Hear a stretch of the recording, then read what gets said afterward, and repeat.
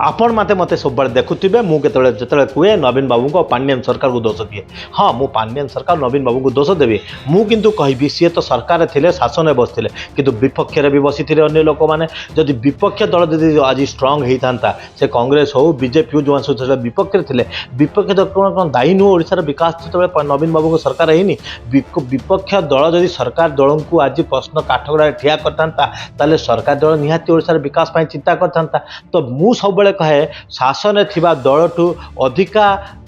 बड़ दल अधिका क्षमता थिबा दल हूँ विपक्ष दलर गोटे बड़ रोल अच्छी शासन को गोटे लाइन रे ट्रैक रे पकेबा जेतबे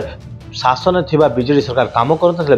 बीजेपी आउ कांग्रेस जो विपक्ष नेता थे एमान काठगड़ा टाणी कि आउ ठीक काम करने